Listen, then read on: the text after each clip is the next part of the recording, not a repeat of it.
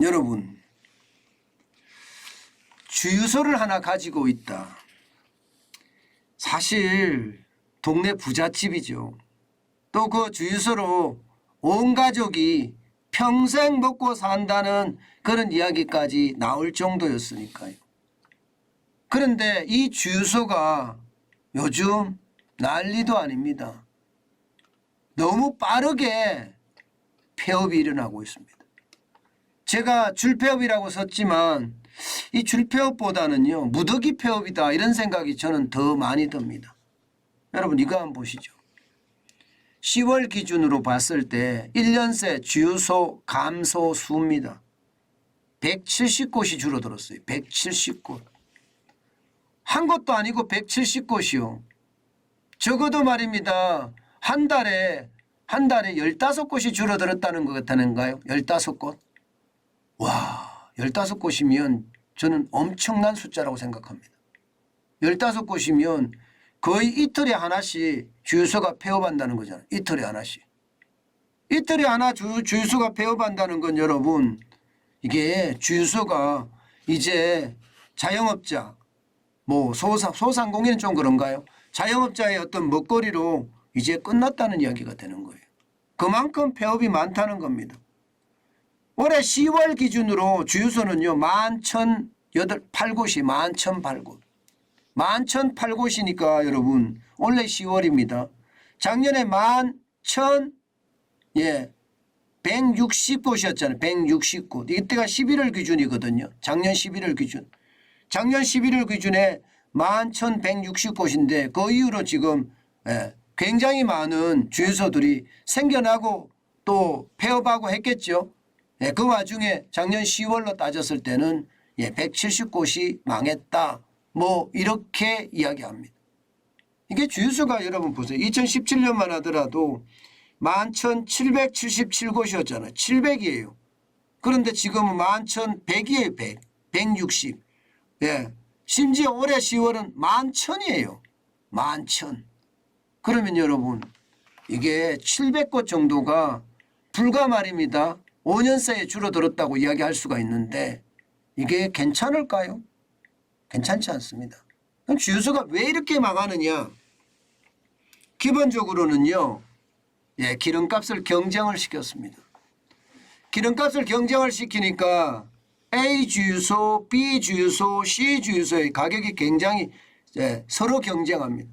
이 경쟁이라는 게 여러분, 주유소가 가까운 거리에 있을 때는요, 제살 깎아먹기를 할 수밖에 없어요. 너네 집에 많이 오나 우리 집에 많이 오나. 이거를 경쟁해야 되니까. 그렇다고 너 가격 얼마 받아 나 가격 얼마 받을게 이러면 담합이 돼버리거든요. 담합을 할 수도 없잖아요. 그러니 결국 말입니다. 서로 가격 경쟁을 하다 보니 이게 아주 초저마진에도 지금 기름을 판다 이렇게 이야기할 수 있으니까 굉장히 빨리 망하는 거죠. 당연히 말입니다. 많이 망하는 곳은 이게 서울 수도권 뭐 이쪽이 많이 망해요. 특히 경기도가 제일 많이 망합니다. 휴업 폐업한 곳이 경기도는요. 지금까지 보면 12곳이나 됩니다. 12곳. 10월에만 30곳이 폐업을 했거든요. 그러니 폐업이 얼마나 많이 늘어나는지 아마 여러분들 다 잘 아실 거예요. 그런데 안 그래도 어려운 주유소에 한 방 더 때렸잖아요. 뭐가 때렸나요? 화물연대 파업에서 그야말로 안 그래도 어렵다는 주유소에다가 뭐 기름을 팔지도 못하는 그런 상태까지 떨어졌으니까 얼마나 심각한지 아시겠죠. 여러분, 지금 주유소의 영업이익률이라는 게 그동안 1.8%다 이렇게 이야기했는데요. 실제 실물에서 따져보니까 영업이익률이 0.1%에 그친다는 거예요. 0.1%. 다른 소매업이 5 내지 7%인데 비하면 주유소는요. 심각하죠. 이게 못 버틸 수밖에 없는 거예요. 0.1%의 수익률을 가지고 어떻게 버텨내겠습니까? 버텨내기 어렵죠. 게다가 0.1% 수익률도 여러분 화물연대 파업으로 이게 휘발유가 안 오니까 더 힘들어진 거예요. 안 그래도 망할 위기에 처해 있는 주유소 동네 부자는요 이제는 뭐 동네 거지까지는 안 가겠지만 진짜 어렵다 이렇게 이야기합니다. 심지어 말입니다. 여러분 주유소는요 폐업을 해도 돈이 어마어마하게 들어갑니다. 돈이 어마어마하게 들어가요. 왜 들어가는지 아세요? 폐업을 하려고 그러면 이게 환경 부담금을 다 부담해야 되고요. 환경 처리 비용도 다 부담해야 돼요. 게다가 이 주유소 밑에 탱크 묻어놨을 거 아니에요. 기름 탱크. 기름 탱크 다 파내야 됩니다. 그래서 환경 정리를 다시 옛날로 돌려야 되는데 그러지 못하죠. 그러려고 그러면 2, 3억 들어가거든요. 폐업하려고 그러면. 여러분들 아마 지방 다니면서 많이 보실 거예요. 주유소가 그냥 방치되어 있는 거 말입니다. 그러니까 주유소는요. 폐업을 하기보다는 휴업을 하는 곳이 굉장히 많습니다. 폐업을 하면 이게 뭐 기름 탱커도 파내야 되고 환경에 대한 어떤 처리도 해야 되고 그러면 그 비용을 감당하지 못하기 때문에 그냥 그대로 주저앉는 경우 그냥 폐업하고 그대로 주저앉는 경우가 굉장히 많습니다.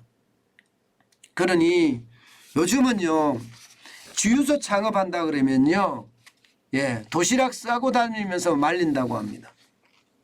차라리 창업을 하니 주유소 매물도 많이 나와 있으니까 주유소 매물을 찾아보는 것도 더 좋다고 하고요. 이게 매물을 찾는다고 하더라도요. 이게 수익성이 제대로 담보되지 않기 때문에 주유소 창업은 안 하는 게 좋다. 뭐 이런 얘기 많이들 합니다. 여러분 제가 늘 말씀을 드리는데 창업이라는 것은요. 내가 알고 창업해야 됩니다.